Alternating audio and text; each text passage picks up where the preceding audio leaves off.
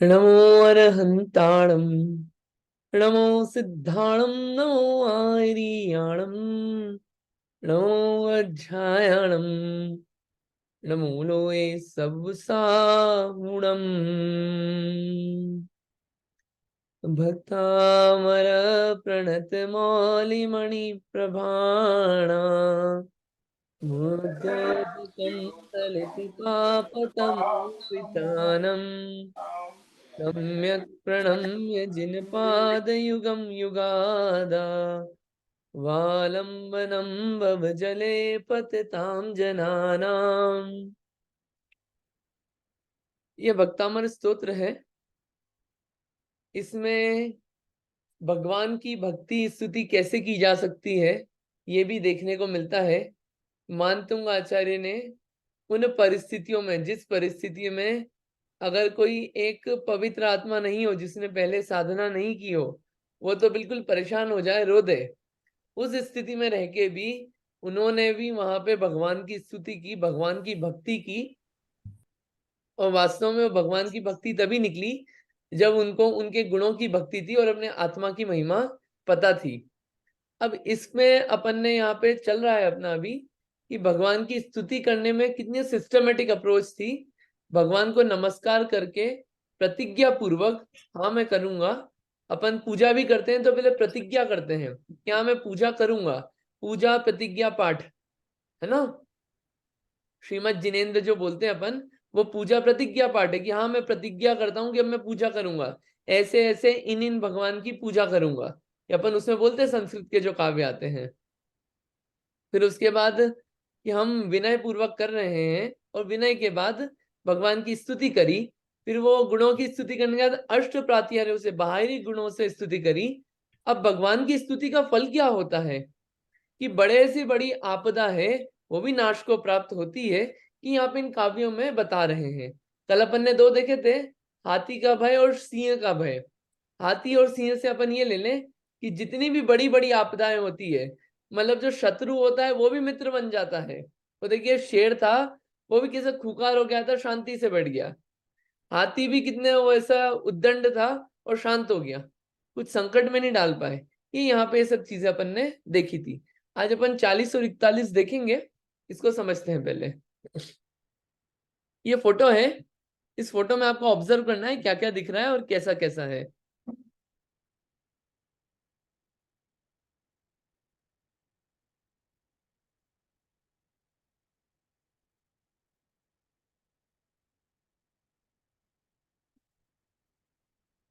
जी बताइए नीलिमा जी। जय जिनेन्द्र सभी को। अ, आचार्य मानतुंग जी यहाँ पर भगवान की स्तुति कर रहे हैं और पीछे घना जंगल है जिसमें आग आग जल रही है, जंगल में आग लगी हुई है। और इसीलिए शायद सभी त्रियंच जानवर जितने भी हैं वो भाग रहे हैं। और नीचे यहाँ पर कुछ वही सेम जानवर यहाँ पर शांत बैठे हैं और भगवान की आराधना कर रहे हैं। शायद मतलब इसका मतलब यही होगा कि जब वो आपकी शरण में आ जाते हैं तो मतलब उससे बचने के लिए आपके पास जब आते हैं तो शांत हो जाते हैं। ठीक है, बढ़िया, अच्छा ऑब्जर्वेशन है। यहाँ पे देखिए जंगल है, घना जंगल, इसमें हर तरफ आग लग रही है। और ये आग जो है, इस आग के कारण जितने भी जानवर हैं वो सब बिल्कुल भयाकुल हो रहे हैं, परेशान है, भागा दौड़ी मच गई है सब में। और वही ये जो है, ये यहाँ पे ये जीव सब आदिनाथ भगवान की शरण में आ गए, शांति से बैठ गए। जितनी भी दावाग्नि थी, जितनी भी अग्नि थी, वो परेशान नहीं कर पा रही है। ठीक है, अपन पढ़ते हैं इसको। इस छंद को पढ़ना है, इस छंद को पढ़िएगा आप। हाँ जी विदुषी दी, आप पढ़ेंगे क्या? हाँ जी। अल्पान्तकालपवनो तत् वैनिपल्पम्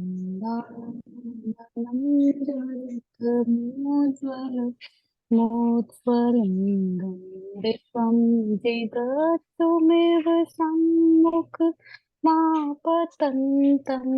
तव कीर्तनजलं शमयते शेषम्। बढ़िया, बहुत अच्छा है। शब्दार्थ देखते हैं, फिर इसको आगे समझेंगे। कल्पांत काल, कल्पांत काल पहले भी आया था, कल्पांत काल मरुता चलिता चलेना। यहाँ पे कल्पांत काल आ गया। कल्पांत काल क्या होता है? प्रलय काल। कल्प का जब अंत होता है ऐसा काल जिसको बोलते हैं प्रलय काल। पवनोद्धत, पवन उद्धत, पवनोद्धत यानी कि बिल्कुल जो पवन हवा है वो वेग युक्त है, बहुत खतरनाक तरीके से चल रही है, बहुत उद्दंड है हवा भी, बिल्कुल ऐसे हिलाने डुलाने वाली हवा चल रही है प्रलय काल की। और वन्नी कल्पम, वन्नी बोलते हैं अग्नि को, आग को बोलते हैं वन्नी। और कल्पम, कल्प बोलते हैं सदृश, जैसा, आग जैसा, ठीक है, अग्नि जैसा, अग्नि के सदृश, ठीक। दावानलम, दावानलम, अनल बोलते हैं अग्नि को, और दाव बोलते हैं वन को। तो दावानलम क्या है? वन की अग्नि, दावानलम। ज्वलितम, ये ज्वलित मुज्ज्वल है ना, ज्वलितम उज्ज्वल, ज्वलितम यानी कि जलती हुई, और उज्ज्वलम यानी कि तीव्र प्रकाशमयी, उज्ज्वलम। और उत्स्फुलिंगम, तो पहला शब्द है उत्स और फुलिंगम। उत्स यानी कि ऊपर की ओर, उत्स यानी ऊपर की ओर, और फुलिंगम, फुलिंगम यानी कि चिंगारियां, ठीक है। उत्स और फुलिंगम, ऊपर की ओर और चलती हुई चिंगारियां। विश्वम, विश्वम यानी कि विश्व को। जिगत्सुमेव, जिगत्सुमेव यानी कि, देखो विश्वम यानी विश्व को, और जिगत्सुमेव, जिगत्सुम और इव, जिगत्सुम यानी कि निगलने वाली, निगलने को, निगलते ना किसी चीज को, निगलने को, जिगत्सु, जिगत्सुम। और इव, इव यानी कि तरह। सम्मुख, सम्मुख यानी कि सामने, जैसे होते ना भगवान के सम्मुख खड़ा हूं, सामने, सम्मुखम। और फिर क्या है? आपतंतम, आपतंतम यानी कि आती हुई, आपतंत शब्द पहले भी आया था। फिर त्वन नाम, त्वन नाम, त्वत प्लस नाम, त्वत यानी कि आपका, आपके, और नाम कीर्तन, ये त्वत और नाम कीर्तन, नाम कीर्तन यानी कि नाम कीर्तन जलम, नाम का गुणगान रूपी जल। कैसा पानी है? जल, जल बोल रहे हैं, जल, जल कैसा है? नाम कीर्तन रूपी जल, ठीक है, ये रूपक अलंकार है यहाँ पे। नाम कीर्तन, नाम रूपी गुणगान, मतलब आपके गुणों का, आपके नाम का गुणगान किया, ठीक। उसको किसकी उपमा दी? जल की। शमयत्य शेषम, तो यहाँ पे शब्द है शमयति और अशेषम। शमयति यानी कि शांत करता है, दबा देता है, बंद कर देता है, शमयति। और अशेषम, अशेषम यानी कि पूरे रूप से, अब कुछ नहीं बचा, पूर्ण रूप से शांत करता है। कौन पूर्ण रूप से शांत करता है? कौन पूर्ण रूप से शांत करता है? त्वन नाम कीर्तन जलम, आपका नाम रूपी गुणगान जो है, ऐसा जल पूर्ण रूप से शांत करता है। किसको शांत करता है? वो आगे की 3 लाइन में दिया हुआ है कि वो 3 लाइन में किस चीज को आपका नाम रूपी गुणगान शांत करता है। ये तो मैंने शब्दार्थ बता दिए, आपको कनेक्ट करना है डॉट सब, फिर अपन अर्थ देखेंगे। शब्दार्थ आप क्लियर है ना सबको? अब आप ट्राई करिए, क्या चल रहा है यहाँ पे। हाँ बताइए विदुषी जी, प्लीज बोलिए। भैया एक बार रिपीट करोगे थोड़े से मीनिंग्स? मुज्ज्वल, मुत्स्फलिंगम और अच्छा, आपतंतम, एक बार इनका। हाँ। बिल्कुल करेंगे। देखिए, एक था दावानलम। दावानल जो है वो बोलते हैं वन की अग्नि को, क्या बोलते हैं? दावानल। अग्नि भी जो होती है ना, वो 3 टाइप्स की होती है, तीन और भी अलग तरह की होती है। आपको शब्द मिलेंगे अग्नि के, दावाग्नि, बड़वाग्नि, जठराग्नि, और बाकी सामान्य अग्नि। जो दावाग्नि होती है वो होती है वन की अग्नि, दावानलम, है ना। जठराग्नि जो होती है वो अपने पेट के अंदर होती है, जो कि खाना पचाने में काम काम आती है, जठराग्नि, ठीक है। और बाकी और भी अग्नियां होती है। अब यहाँ पे ज्वलित, ज्वलित यानी जलती हुई, ये ज्वलित शब्द नहीं है, ज्वलितम है। मुज्ज्वल लिखा है ना, उसका म आ जाएगा, ज्वलितम। ज्वलितम यानी कि जलती हुई। और मुज्ज्वल है ना, तो पीछे से म ले लेंगे अपन, क्या आएगा वहां पे? एक मिनट। हाँ, ये जो मुज्ज्वल है ना, इसमें से उज्ज्वल शब्द लिया और पीछे से म ले लिया, उज्ज्वलम। उज्ज्वलम यानी कि अच्छा प्रकाश है, तीव्र प्रकाश, इसको बोलते हैं उज्ज्वल। ठीक है। और उत्स्फुलिंगम, तो पहला शब्द है उत्स और फिर फुलिंगम। उत्स यानी कि ऊपर की ओर। ठीक है। वह आग कैसी है? ऊपर की ओर। एक तो तीव्र है, बहुत प्रकाश है उस आग का, और ऊपर की ओर है, उत्स। और फुलिंगम, फुलिंगम यानी कि उसकी चिंगारियां, उसकी जो चिंगारियां है उस आग की बहुत ऊपर तक आ रही है।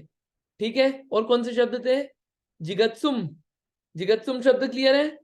जिगत्सुम यानी निगलने को, जिगत्सुम। और इव, इव यानी कि तरह। सम्मुख यानी कि सामने, सम्मुखम। और आपतंतम, आपतंतम यानी कि आती हुई। क्लियर हुआ भी आपको? कोई और शब्द है ऐसा जो क्लियर नहीं है? ठीक है। नहीं नहीं हाँ, ठीक है, आप क्लियर है। क्लियर है ना? चलो बढ़िया। तो यहाँ पे हाँ बताइए, अब आपको अर्थ क्लियर हुआ तो अब अर्थ भी आप बता ही दीजिए, अब आपको शब्द सारे क्लियर हो गए तो।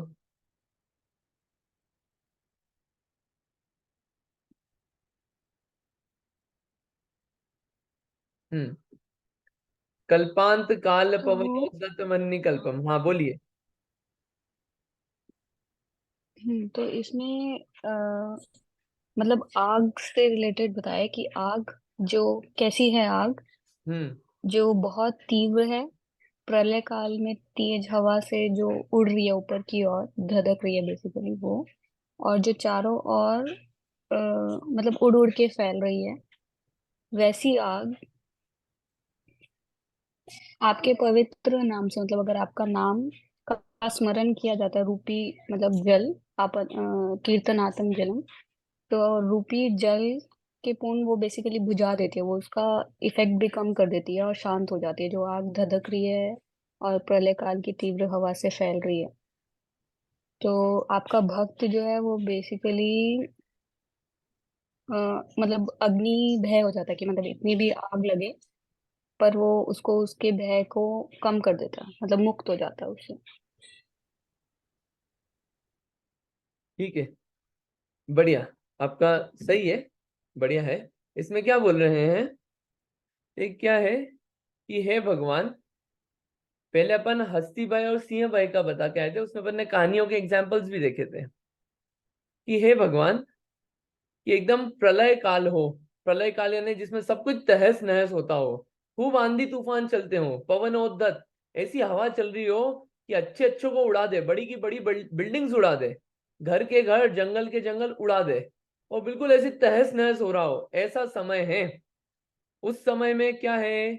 वन्नी कल्पम दावानलम, कि वहां पे अग्नि के जैसी, अग्नि के जैसे, वन की अग्नि मतलब क्या है? ये वन की अग्नि जो होती है, वन की, अपन ने देखा होगा जंगलों में जब न्यूज आती है कि यहाँ के कैलिफोर्निया के जंगल या कहीं के जंगलों में खूब आग लग गई, कैसी लगती है कि 20-20 दिन, एक एक 2-2 महीने तक कंट्रोल ही नहीं कर पाते। इतनी खतरनाक होती है कि जो चीजें मिलती है उसको खाती जाती है वो। तो ऐसी खतरनाक अग्नि मची हुई हो कहीं पे, कि जैसे जंगलों में आग लगती है, सब कुछ खाती हुई, ऐसी खतरनाक अग्नि जल रही हो। और उस अग्नि, वो अग्नि जो है पूरे संसार को खाने के लिए तैयार हो, क्योंकि जलाती जाएगी अग्नि को, तो क्या जो जो चीजें देते जाओगे मटेरियल, वो खाती जाएगी। तो अग्नि इतनी खतरनाक है कि रोकना मुश्किल है, इतनी खतरनाक अग्नि है, वो सबको भस्म करने को तैयार हो। और वो अग्नि आपके सामने आ गई, आपके सामने आ गई मतलब जिस सामने भी आ जाए, तो उसको क्या है, इतनी खतरनाक अग्नि है कि उसको कितनी फायर ब्रिगेड मंगवा लो, वो भी कुछ नहीं कर पाएगी, दुनिया का पानी भी कुछ नहीं कर पाएगा। लेकिन एक चीज काम कर सकती है, वो है आपके गुण रूपी नाम का कीर्तन किया जाए, यानी आपके गुणों का स्तवन किया जाए, वो जल जल रूपी काम करेगा। वो जो है, वो इस अग्नि को शांत कर देगा, वो भी पूर्ण रूप से। ऐसी अग्नि जो कि भस्म करने के लिए तैयार है सबको। इसका मतलब ये नहीं है कि कहीं जंगलों में आग लगे तो वहां पे जाके बैठ जाएं कि चलो भगवान की स्तुति करेंगे, और वहां पे क्या ये अग्नि शांत होती है कि नहीं होती है। ये इसका अभिप्राय बिल्कुल भी नहीं है। यहाँ पे जितने भी है ना, ये जितनी भी चीजें आ रही है, ठीक है, बड़े बड़े चीजें बताई जा रही है, बड़ी बड़ी प्रॉब्लम्स बताई जा रही है। कि बहुत बड़ी बड़ी आपदा भी आ जाए, क्या उसको इमेजिन करवाना है बड़ी बड़ी आपदाओं को, और बोलते हैं बड़ी बड़ी प्रॉब्लम्स भी सॉल्व हो जाती है, तो फिर थोड़ा सा एकदम क्लैरिटी नहीं बनती है। तो क्या बहुत बड़े बड़े प्रॉब्लम्स दे दिए कि देखो ये शेर आ जाए तो दिक्कत उससे निवारण हो जाएगा, हाथी हो, हाथी ऐसे उद्दत हाथी हो तो भी दिक्कत नहीं आएगी, आग लग जाए तो भी ऐसा नहीं हो कि घर में आग लग गई और अपन क्या है कि नाम स्मरण में ही लग गए, मतलब उसके उपचार करेंगे अपन, वो नहीं बोल रहे यहाँ पे, ये नहीं बोल रहे हैं कि जो उसके रेमेडीज होती है उसको नहीं करें अपन और सिर्फ यही करें, ये इसका अभिप्राय बिल्कुल नहीं होता इन चीजों का। सब निमित्तों को अपने अपने उस पर यूज किया जाता है, लेकिन कहने का अभिप्राय ये है कि भगवान की स्तुति का फल है कि वो जो रेमेडीज भी अपन यूज करते हैं वो क्या है, पुण्य का उदय होगा तो वो काम करेगी, वरना 50 फायर ब्रिगेड भी आके खड़ी हो जाए तो भी वो बचा नहीं पाएगी अपनी बिल्डिंग जलती भी। तो उस समय में ऊपर नीचे होने के बजाय कि भगवान की स्तुति की जाए, वो फायर ब्रिगेड वाले अपना काम करेंगे, अपन अपना काम करें, और वो काम जो है वो काम करें अपन अपने आप को शांत रखने के लिए, अपन अंदर में शांत होंगे, परिणाम शांत रहेंगे, बंधन कम होगा, साता वेदनी का बंद होगा, असाता वेदनी का अनुभाग कम होगा, अंतराय कर्म जो है उसका बंद कम होगा, अंतराय के अनुभाग घटेंगे, सब कार्य बाहर में अपने बनेंगे। ये होता है, ये सब किससे, ये कनेक्शन जो है आत्म विशुद्धि हुई उससे ये सब काम बनते हैं। ये जितने भी काम हैं, आग लगे या कुछ भी हो जाए, और भी ऐसे ऐसे आएंगे, तो यहाँ पे बोल रहे हैं कितनी खतरनाक आग हो वो काय से होती है,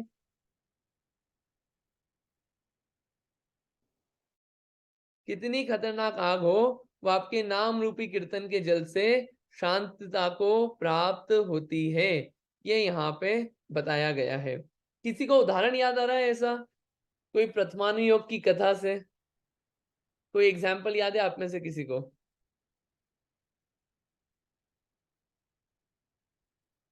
हाँ, मेरे को याद आ रहा है एक। बताइए प्लीज। मतलब ऐसा आग का तो नहीं है, लेकिन जैसे किसी के ऊपर घोर संकट आया तो वो थे ना अंजन चोर, वो अंजन चोर वो अंगूठी लिए थे, जो अंगूठी के हार, तो उस हार की रोशनी को फॉलो करते करते राजा के सिपाही आ गए थे उनके पीछे पीछे, तो फिर वो जाके उनने बस भगवान का नमोकार मंत्र पढ़ा था, मतलब भगवान का नाम लिया था, और आए मतलब मोक्ष पहुंच प्राप्त हो गए थे। क्या हुआ था आई डोंट नो, लेकिन हाँ कुछ ऐसा ही था, उनके ऊपर फिर वो संकट नहीं आ पाया था। ठीक है, वो स्वर्ग में गए थे, ठीक है, वो श्रद्धान से, भगवान के श्रद्धान और भक्ति से। हाँ नीलिमा जी और विदुषी दी, आप भी कुछ बता रहे थे, बताइए नीलिमा जी। एक तो स्टोरी है होलिका दहन की, जिसमें वो प्रहलाद को जलाया जाता है, और फिर वो भी तेज अग्नि ही होती है।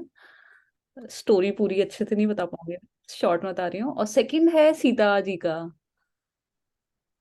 उनको भी मतलब दोनों केस में एक तरफ से देखा जाए तो वो प्रचंड आग ही होती है, वो डायरेक्ट ही होती है, लेकिन वो शांत हो जाती है उनकी भक्ति से, उनकी जो आराधना होती है भगवान के प्रति, जो श्रद्धा होती है।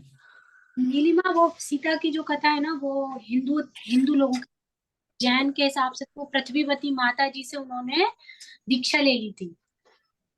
अच्छा, तो ओके ओके ओके ओके। एक तो जो होलिका वाली आपने स्टोरी बताई उसको अपन वैलिडेट कर लें कि वो उसमें क्या क्या चीजें हुई थी, तो उस स्टोरी को अपने को और विचार करना चाहिए, क्योंकि उसमें क्या चीजें थी, क्या क्या चीजें इन्वॉल्व थी और क्या हो रहा था, तो उस स्टोरी को अपन अभी साइड में रखते हैं।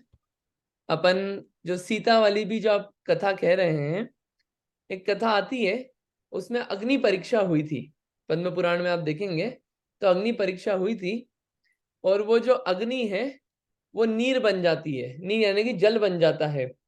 वो उसमें निमित्त नैमित्तिक संबंध जो भी रहे हो, कि देव आए थे, ऊपर से देव निकले थे, उनने उनका ध्यान गया तो उस आग को नीर रूप बना दिया और ऊपर से वो कमल आदि खिल गए, ऐसा ये सब कार्य हुआ था। वो जितना भी कार्य हुआ, आप उस इंस्टेंस को पढ़ेंगे तो उस इंस्टेंस में जो श्रद्धान था सीता जी का, वो श्रद्धान गजब का था, भगवान पे श्रद्धान, कर्म उदय पे श्रद्धान, अपनी आत्मा पे श्रद्धान और अपनी पवित्रता पे श्रद्धान, इन सब चीजों पे श्रद्धान था, उसके फल रूप वो जो अग्नि है वो भी नीर रूप हुई, वो अपन उसको प्रथमान योग से घटा रहे हैं। तो कहने का मतलब ये है कि श्रद्धान जो है वो इतना गाढ़ा श्रद्धान हो, इतना गाढ़ा भक्ति हो, वो अपना काम करती है। भक्ति और श्रद्धान जो है वो ऐसा नहीं कि अपना कार्य नहीं करते, वो अपना कार्य विशेष रूप से फल देते ही हैं। इतनी गाढ़ी श्रद्धा और भक्ति हो तो फल रूप होता है उसका कार्य, ये यहाँ पे कहना चाह रहे हैं। और भी ऐसे एग्जाम्पल आते हैं, जैसे आपने बताया शिखा दीदी कि अंजन चोर वाली कथा, वो भी आता है। एक मैं आपको होमवर्क दे देता हूं कि अंगारे जो थे वो रत्न बन गए थे। अंगारे जो थे रत्न बन गए थे, ये कौन सी स्टोरी में आता है ये आपको पता करके आना है।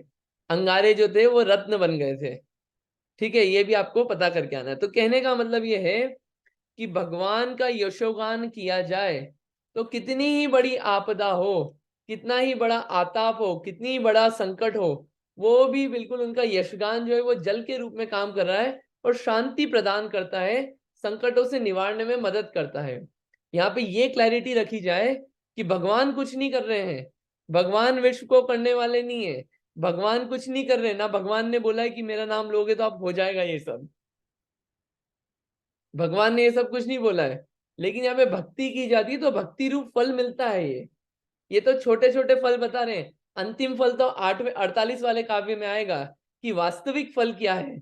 ये तो छोटी छोटी चीजें एक एक वो बेस बनाते ना कि फायदा क्या होगा भक्ति करने से, तो बताया जा रहा है। और ऐसा नहीं होगा कि बस अभी संकट आया तो भक्ति कर ली और काम हो गया, चीजें हो गई। ये क्या, ये मतलब वो होता है कि ये वो ऐसा नहीं होता है कि बस ये 2 रुपए दिए और ये हमको इसके बदले में ही दे दो। ये जो होती है ये निष्काम भक्ति होती है, मांगा नहीं जाता है इसमें कुछ। वहां पे वास्तविकता में भक्ति है, काम हो तो हो, नहीं हो तो नहीं हो, उस उद्देश्य से नहीं किया जा रहा है। ये तो वास्तविक अंदर में भक्ति है। मानतुंग आचार्य ने भी जो भक्ति करी वो ताले तोड़ने के लिए नहीं करी थी, उनको भक्ति थी अब बाहर में ताले टूट गए तो टूट गए, नहीं टूटो तो नहीं टूटो, हमको तो वैसे भी कौन सा बांधा था, हम तो आत्मा है, ये मानतुंग आचार्य थे। ठीक है, तो ये यहाँ पे बात चली है। फोटो एक बार और देख लेते हैं। ये ऐसे बिल्कुल प्रलय काल है, बढ़िया खूब हवा चल रही है, खूब चिंगारियां उठ रही है ऊपर की ओर, अग्नि अग्नि जैसे लगती है जंगलों में वैसी खूब आग लग रही है। ऐसे संकट के समय में ये सब जितने भी जीव हैं आपका स्तवन करने आए, और स्तवन करने से शांति को प्राप्त हुई है, क्योंकि आपका नाम स्तवन ही जल की तरह कार्य करता है और उस दावाग्नि को शांत करने में महत्वपूर्ण भूमिका निभाई और कार्य किया। ये यहाँ पे बताया गया है। क्लियर है यहाँ पे इसका?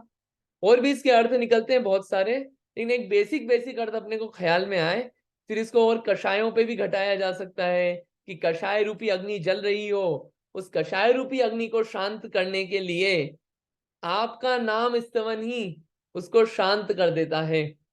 और आपका नाम स्तवन किया उस कषाय रूपी अग्नि को शांत करने के लिए अपने आत्मा का आश्रय लिया, आपके आश्रय से अपनी आत्मा का आश्रय लिया, अपनी आत्मा का अपनी आत्मा के निकट गए, तो क्या है वो कषाय शांत होती है। ये और भी अर्थ निकल सकते हैं उसके, लेकिन अभी अपन सामान्य अर्थ पे जा रहे हैं।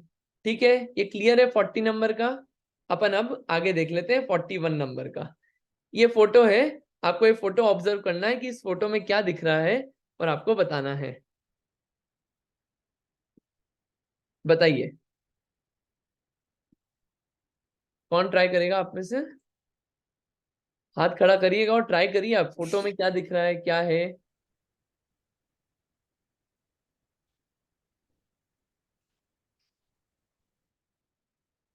दो हाथ सेम हाथ है,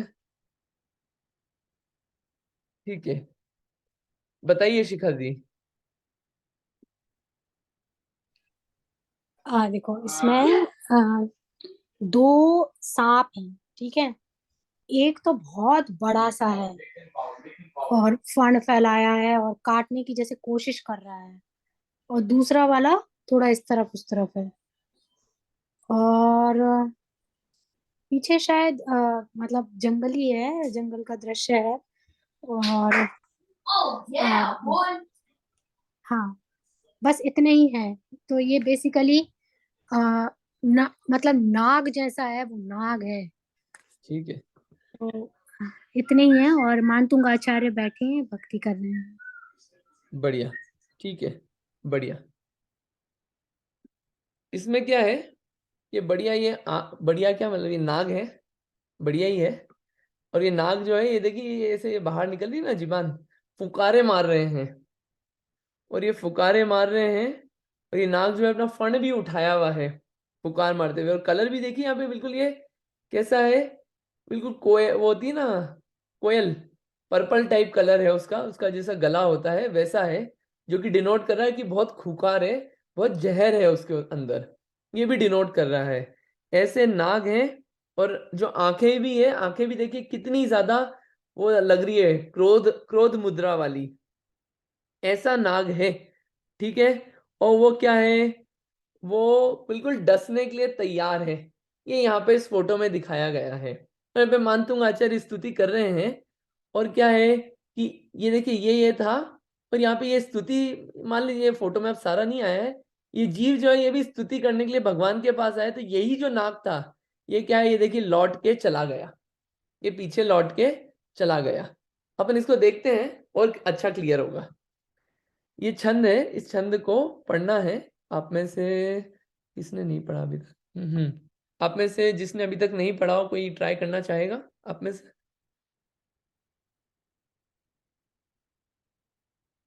अनीता जी आप ट्राई करेंगे?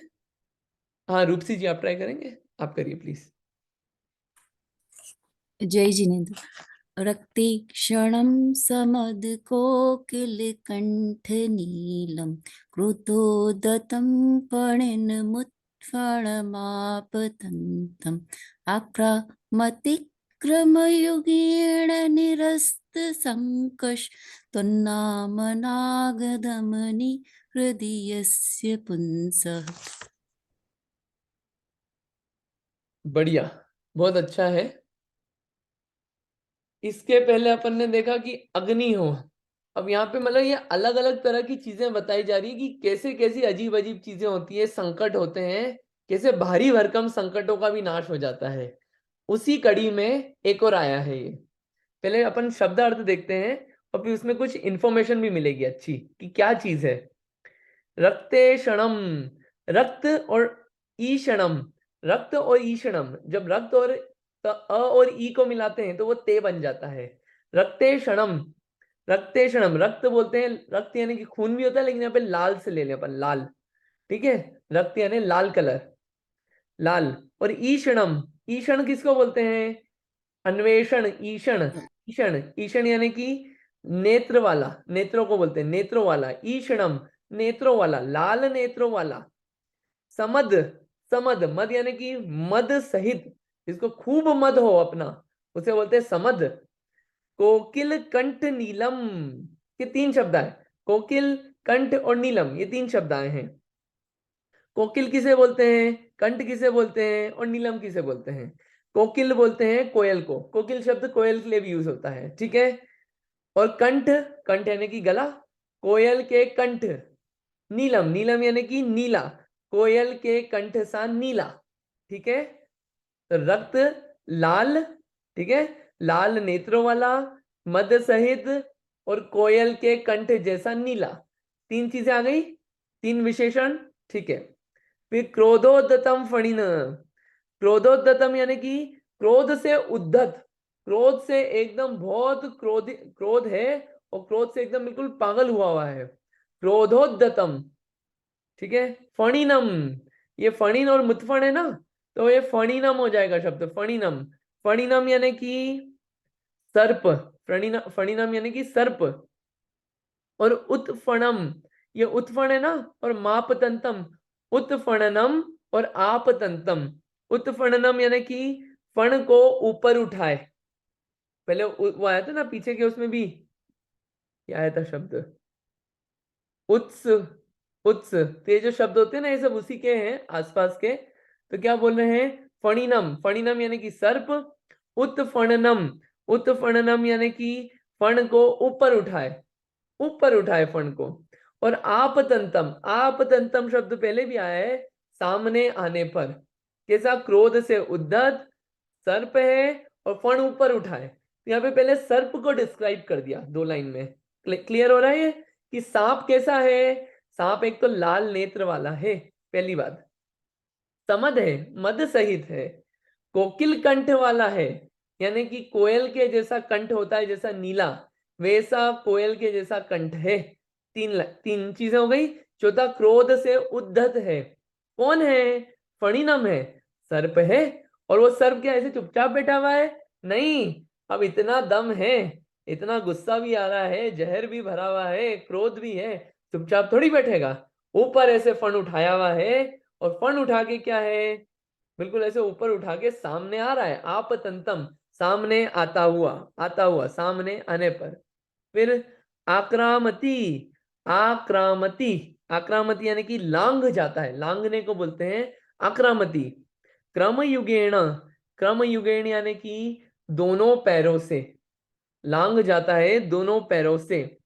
निरस्त शंकस, निरस्त यानी कि छोड़कर, जैसे बोलते हैं ना, इस चीज को निरस्त कर दो, इस चीज को छोड़ दो, निरस्त यानी कि छोड़कर।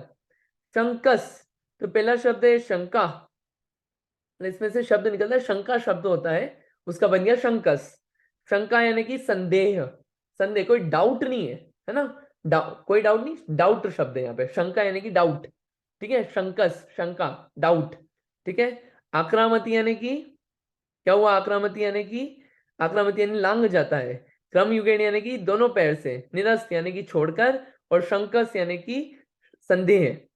त्वन नाम नाग दमनी, त्वन नाम यानी कि आपके नाम, ठीक है, त्वन नाम, आपका नाम, ये त्वत नाम, आपका नाम। नाग दमनी, नाग दमनी यानी नाग को दमन करने वाली, नाग को दमन करने वाली एक जड़ी बूटी होती है, जिसको बोलते हैं नाग दमनी। नाग का दमन करने आने वाला, यानी कि ये जड़ी बूटी ऐसी होती है, नाग दमनी नाम की एक जड़ी बूटी आती है। ये जड़ी बूटी शिमला में पाई जाती है, शिमला में, है ना। और ये जड़ी बूटी क्या करती है? ये जड़ी बूटी नाग को वश में कर लेती है। इस जड़ी बूटी से बस इतना हो जाता है कि नाग को पूरा वश में कर लेती है। और इसकी क्या, बड़े बड़े वृक्ष होते हैं इस जड़ी बूटी के, और उसमें लकड़ी में क्या होता है, अंदर से तो सफेद होती है और बाहर से बढ़िया मुलायम होती है। और उसकी जो पत्तियां होती है इस पेड़ की, वो कितनी होती है? 2.5 फुट चौड़ी होती है, 2.5 फुट चौड़ी पत्तियां होती है। नाग दमनी नाम की जो जड़ी बूटी होती है, उसके वृक्ष की बात चल रही है ये। और इसका टेस्ट कैसा होता है कि जो वैद्यक शास्त्र होते हैं उसमें बताया कि इसका टेस्ट होता है चरपरा टाइप होता है, थोड़ा कड़ुआ भी होता है। और क्या होता है, विष को नाश करने वाला होता है, जितना भी ये जहर होता है इसको नाश करने वाला होता है। और विशेषता ये है कि एक तो होते हैं चंदन के पेड़, कि चंदन के पेड़ पे तो आपको सांप लपटे हुए दिखेंगे, लेकिन ये पेड़ ऐसा है कि इस पेड़ के पास में एक सांप नहीं मंडराता है। क्यों? क्योंकि ये जो पेड़ है, इसके इस पेड़ के पास आते ही जो सांप होते हैं वो निष्क्रिय हो जाते हैं। मतलब वो उनमें अब शक्ति नहीं रहती है बिल्कुल भी कुछ भी करने की, उनका दम पूरा चला जाता है। ये इस जड़ी बूटी की विशेषता है। कौन सी? नाग दमनी नाम की जड़ी बूटी। ये नाग दमनी जो आता है ना, ये वो है। त्वन नाम नाग दमनी रदि यस्य पुंसः, रदि यानी कि रदि यस्य, रदि यस्य पुंसः। रदि यस्य किसे बोलते हैं? जिसके हृदय में, रदि यस्य, यस्य यानी कि जिसके, हृदय यानी कि हृदय में, जिसके हृदय में, पुंसः यानी कि पुरुष के, जिस पुरुष के हृदय में। ठीक, ये अपने शब्दार्थ एकदम क्लियर है इसमें। अब आपको डॉट्स कनेक्ट करना है कि क्या क्या बातें चल गई। हाथ खड़ा करिएगा और पूछते हैं, आप सब ट्राई करिए, सब ट्राई करिए, बहुत अच्छा मजा आएगा और क्लियर होगा, चीजें एकदम क्लियर होगी।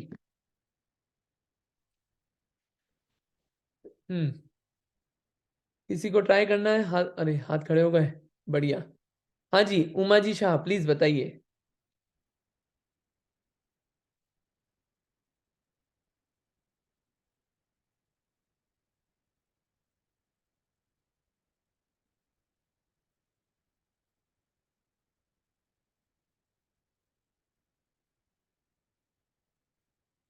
नहीं, ठीक है, किसी और से पूछ लेते हैं।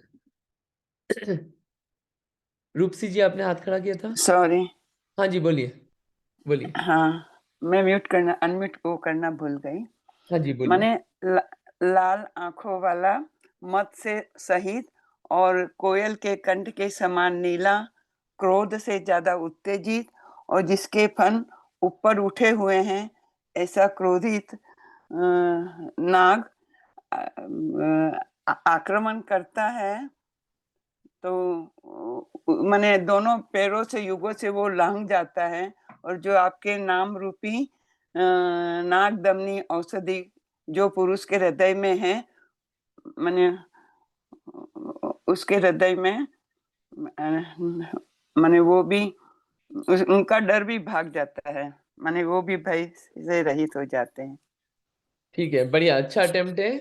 यहाँ पे कह रहे हैं कि हे भगवान, कि जिसके हृदय में हम्म, आपके नाम रूपी नाग दमनी है, नाग दमनी रूपी जड़ी बूटी है आपके नाम रूपी, जिस पुरुष के हृदय में, उस पुरुष को निश्चय से ये जो भयंकर क्या है, सर्प है, जो कि लाल नेत्रों वाला है और क्रोध वाला है, खूब विषैला है, ऊपर फण फैलाया हुआ है, ऐसे सर्प को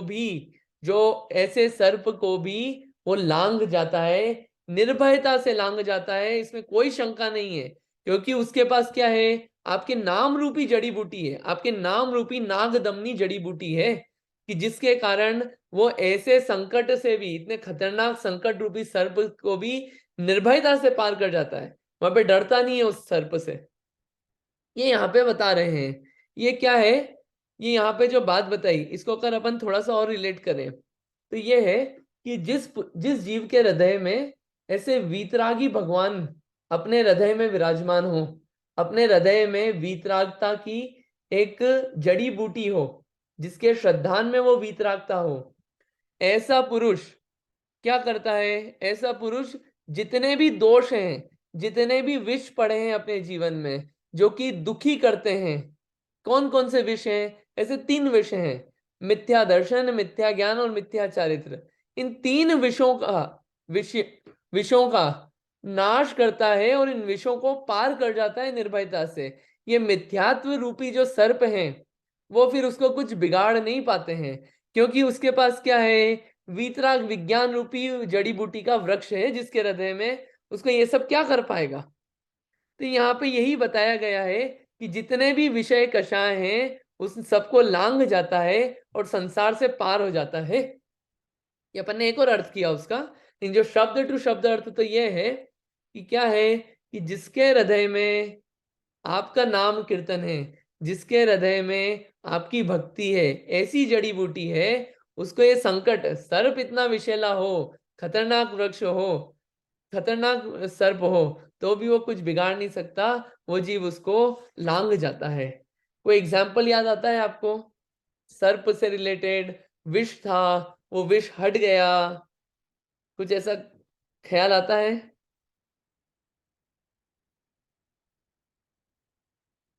है किसी को? सोमा हाँ जी, बताइए। मुझे ज्यादा तो नहीं मालूम है, लेकिन वो सोमा कोई नाम था, उसकी सास ने वो घड़े में जहर भर रखा था और उसने भगवान की भक्ति की और वो माने हार बन गया। बढ़िया, वो काला नाग था, सही, आपने सही बोला है, काला नाग था, वो फूल बन गया। एक और स्टोरी आती है धनंजय कवि की। धनंजय कवि थे, उनके पुत्र को सर्प ने विष चढ़ा दिया था, सर्प ने डस लिया था। धनंजय कवि ने अपने पुत्र को मंदिर में लेटाया और क्या किया, भगवान की स्तुति चालू करी, विषापहार स्तोत्र लिखा। वो स्तोत्र होते होते जो जहर था, वो जहर उतर गया। मतलब जो आपदाएं हैं, ये क्या है, भगवान की भक्ति के फल से देखी जाती है, प्रथमान योग की कथाएं अपन देखे तो, लेकिन वो क्या है, वो भक्ति वैसी होना चाहिए, अंदर में श्रद्धान ऐसा होना चाहिए कि हाँ, ये श्रद्धान, वीतरागता के प्रति श्रद्धान होना चाहिए। तो क्या है, वीतरागता के फल हैं ये सब, साता वेदनी के उदय, ये सब मिलती है चीजें बाहर की, ये सब क्या साइड में चीजें मिलती रहती है। श्रद्धान है, श्रद्धान बहुत काम करता है यहाँ पे। तो मेन चीज है श्रद्धान की, भगवान की भक्ति का फल क्या है, ये सब फल मिलते हैं, बाहरी फल ये सब मिलते हैं, प्राप्त होते हैं, भगवान नहीं दे रहे कुछ भी, भक्त को मिल जाता है, भगवान देने का काम नहीं करते हैं। ठीक है, ये क्लैरिटी यहाँ पे रखना है। तो ये अपनी बात हुई। ये अपने दो लेकिन काव्य। वो लेकिन वो भक्ति ऐसी नहीं होना चाहिए कि काम पड़ा, या मतलब शुरू से कुछ तो ऐसा होना चाहिए एटीट्यूड कि हाँ मतलब जैसे कुछ चल गया ना कि कुछ काम, मैंने ही खुद ऐसे काम किए हैं कि अरे साहब ये काम नहीं हो रहा तो भक्तामृत पढ़ना चालू कर दिया। आई डिड ऑल दैट, लेकिन फिर करते करते ये समझ में आया it doesn't work like that. मतलब कहीं तो गहरा विश्वास होना चाहिए, बहुत अंदर अंतरात्मा से ऐसे भक्ति होना चाहिए, तब वो टाइम पे शायद कुछ क्लिक करे। और जहां अपन अपना स्वार्थ सोच के बैठते हैं ना, फिर कुछ नहीं होता। बराबर है कि उसमें मतलब काम पड़ा तो कर लिया, ये नहीं बोले कि काम पड़ा तो नहीं करें, करें भक्ति करें, पर स्टार्ट तो कहीं करें, लेकिन वहां पे जो मेन मोटिवेशन है वो भक्ति का रहे। कार्य तो अपने आप एग्जैक्टली होंगे, अपना फोकस हाँ। है कि भगवान के प्रति वाकई में इतनी भक्ति है जैसी मानतुंग हम्म आचार्य को थी, वो डेवलप हो। या आपका ये कहने का अभिप्राय है, बिल्कुल सही बात है, बढ़िया है, अच्छा है। ये अपन ने दो देखे, एक में था सर्प वाला और एक में था दावानल अग्नि वाला। कि अग्नि भी जो होती है वो भी, आपका नाम जो है वो जल रूपी कार्य करता है उसमें, और क्या है, उसको शांत करता है। और आपका जो नाम है वो अगर हृदय में हो तो वो जड़ी बूटी की तरह काम करता है, कि जितनी भी आपदा आती है, सर्प, ये विषय कषाय, और ये सर्प कितना ही खतरनाक हो, ऐसे ही विषय कषाय कितने ही भयंकर चल रहे हो अपने, वो सब शांत होते हैं, और वीतरागता रूप परिणति डेवलप होती है, बनती है, अपनी आत्मा के प्रति श्रद्धान बढ़ता है, और धर्म के प्रति आकर्षण बढ़ता है। किससे? सिर्फ आपका नाम हृदय में हो। शब्दों में होना अलग है, हृदय में होना अलग है। ये यहाँ पे इसलिए हृदय शब्द जो है वो इंपॉर्टेंट है। ठीक है, चलिए, ये दो बात थी। किसी को इसको रिवाइज करवाना हो तो आप 2 मिनट में करवा सकते हैं रिवाइज, कि क्या समझ में आया या क्या नहीं समझ में आया, तो 2 मिनट अपन देख लेते हैं। ये जितना भी चल रहा है ना, आप ये ध्यान रखिएगा कि एग्जाम होगी, और एग्जाम आप सबको देना है। और जब 48 हो जाएंगे पूरे, तो 2 या 3 सेशन में 3-4 लोगों को जैसे 12-12 करके समरी देना है। तो अपन ऐसा भी रखेंगे सेशन, ताकि एक बार रिवाइज होगा पूरा, तो आपको तैयारी करते रहना आप, तो ताकि वन वे नहीं रहेगा कि मैंने यहाँ पे बोल दिया, आपने सुन लिया और हो गया खत्म। अपने को इसको बसाना है बिल्कुल हृदय में। ठीक, तो हाँ जी, कोई ट्राई कर रहा है समरी देने का? 2 मिनट में आप ट्राई कर लीजिए। कोई भी नहीं? डरने वाली बात नहीं है यहाँ पे, आप जितना बोलेंगे सब अच्छा है। अटेम्प्ट करिए, हाथ खड़ा करिएगा।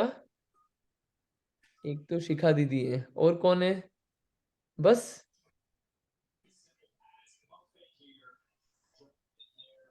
हाँ, एक और हाथ खड़ा हुआ, 3 हाथ खड़े हुए, बढ़िया है। ठीक है, तो नीलिमा जी आप एक बता दीजिए, आप दोनों बता दीजिए, ठीक है। ओके।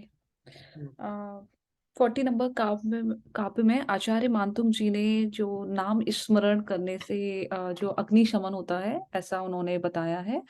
तो इसमें बोल रहे हैं कि खतरनाक से खतरनाक अग्नि है, जो कि सब कुछ भस्म करने को तैयार है, एक घने जंगल को भस्म करने के लिए तैयार है। लेकिन अगर आपके समक्ष वो आ जाए, मतलब ऐसे भीषण संकट जब हमारे समक्ष आ जाए, और अगर हम आपके समक्ष जाते हैं, जो भी जीव आपकी शरण में आता है, आपका नाम स्मरण से ही वो शांत हो जाती है। और 41 में बोला है आचार्य मानतुंग जी ने, हे भगवान, जिस पुरुष के हृदय में आपके नाम रूपी नागदमनी है, मतलब आपके नाम रूपी वीतरागता की जड़ी बूटी है, ऐसे पुरुष के पास कितने भी संकट, कितने भी विषैले सर्प जैसे संकट क्यों ना हो, आपके आश्रित ही, आपके नाम स्तुन से ही सब शांत हो जाता है। बढ़िया, ठीक है, अच्छा है, बढ़िया, क्लियर हुआ ना सबको? आप इसको और पढ़िएगा, रिवाइज करिएगा, और कोई डाउट हो तो डेफिनेटली आप पूछिएगा। ठीक है, आज इतना ही रखते हैं, और अपन जिनवाणी स्तुति कर लेते हैं।